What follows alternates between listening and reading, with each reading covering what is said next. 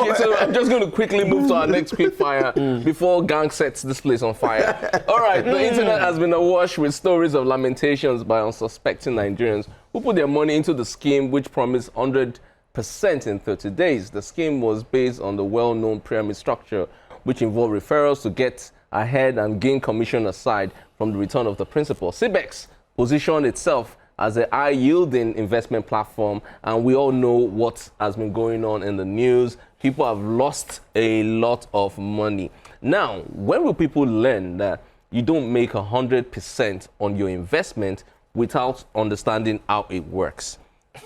Nobody's going to learn. Yeah. Man and his greed. Nobody's going to learn. So you think it's greed? Yeah. I think it's human nature. It's human nature. Greed. There'll always be that I get gullible scared. person. Whenever I hear, okay, you know, just invest maybe 100 naira and you get 2,000, I'm like, how does it work? If you can't explain how it works, I back out. So now we're talking about, I remember the first major, pyramid scheme that really blew up in Nigeria. I think it was called MMM.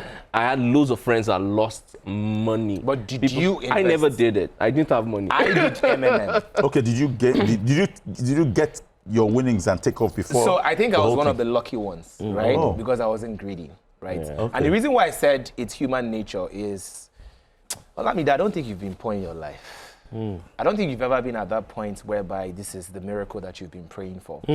I've been on the other side, right? So I can understand the psychology and the psyche, why these guys are doing what they're doing. See, it's the same spirit that gambling has. Okay. When you're like, oh man, I'm sure that Real Madrid will flog Arsenal in the second leg. You're going there. I am very sure. I can stake it. And I know that I just have only 500 naira left. This 500 naira is not enough for me to do anything tangible. But if I'm going to stake it on this. Yeah. I'm going to win 5 million with 500. I'm telling you, there's a guy that won 11 million one time now. Yeah. 11 million. I think the company didn't want to pay him and everything. The guy screamed blue murder and they paid him and stuff like that. So honestly, we are only privileged. And by privilege, I'm not talking about money. I'm talking about information. Yeah. You know, you've seen things, you know how stocks work, you know these things can be volatile, you understand what volatility is. And so that's the reason why you're like, okay, no, I'm not going to invest. But if all you've known in your life is the fast lane, the hustle mentality, a lot of Nigerians have that hustle mentality.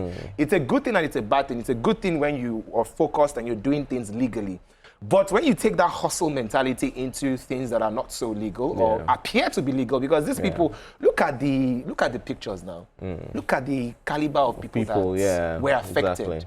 Do you understand? You will see somebody that even looks like he's a pastor in a church. Yeah. So it wasn't like it was just riffraffs. Yeah. You will see educated people that were affected. No. My friend, before the crash, my friend who owns a boutique, was telling me, said, this is it. I said, what is this?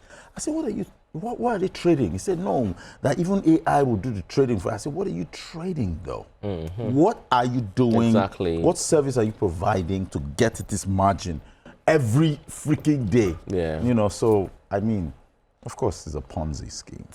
They use other people's money to pay other people. Exactly. And everything. And when they get past the equilibrium where the amount of money that they are getting, you understand, gives them that, profit. They say, okay, they cash out. Let's do it now, because if we make other payments, we're going to lose. So they just take it and go. And they played the long game. They've been around for a while, according to what I heard. It wasn't the long game. It wasn't like, oh, they just started this month and then the next month. Because people want to observe. Oh, they've got a building and everything. Do you understand? But there's a Nigerian company. There's a Nigerian company that used to do trade or stuff. That company just disappeared into thin air. Nobody's talking about them. And then where are the regulatory bodies? So before you get an office, you must get some sort of permits. Don't they pay tax? Yeah, exactly. Yeah, but with all of that, the funny thing, like you said, it's the human factor. A lot of people don't read terms and conditions. A lot of people don't follow up on that stuff. The fine print. Exactly. They already see people profiting from this. And that get rich quick mentality. Exactly. I already know somebody that can testify. Hero Daniels made this amount from this activity. Why can't I? I go in and I start making a certain amount. By the time they meet micro penis now, they'll now cheat. They'll now cheat him out and then he now loses. So he's the end game. You get me? that was funny. And that's insult upon injury because not only has micro penis, not only does he have a micro penis, I mean, he has micro earnings from the scheme. Wow. Okay. So it starts somewhere where they gain, and then they now use you as the end And game. then the situation of the country is not even helping matters. Yeah, it's not. I'm not going to lie. Things are So tough. people are just trying to survive. Exactly. So of course we blame them. They should have known better. But at the same time, I think we should also feel a level of empathy towards them. Yeah, I Honestly. mean, I definitely do feel that. I But don't. I always feel it's like I tell people that I don't ever my parents are gamble. very big on that. You don't? I don't ever gamble. I've had the worst experiences. It's almost like if the weather report says it's going to rain heavily, the moment I put money on it, it's not going to rain. It's going to be sunshine. So I always want to know how things work. And that's why I feel people need to be a bit more careful. Yes, we do sympathize with you, but at the same time, it's not magic. When it comes to the sad investments, thing is that here's the sad thing. It will happen again. Of course, it and will happen again, again. and again, and again. They're only will going to happen come again. up with better strategies. Exactly. Better names and to allay your fears and say, hey, the other one, this is the real thing. Even the people that are doing it will say, see, this is not like CBEX. This is the real This is the one. real one. There was a list of all the Ponzi schemes that have happened since. I mean, the Yeah, there was 20 one that years. happened There's so many. in the 90s. Yeah. Yes. One guy called Umana or something like that. Man. So it's been happening. It's been happening. it's And been it will not happening. stop happening. Yeah. That's the truth. You just need one good motivational speaker Yes. to come now and he's going aspire there. and inspire. Talking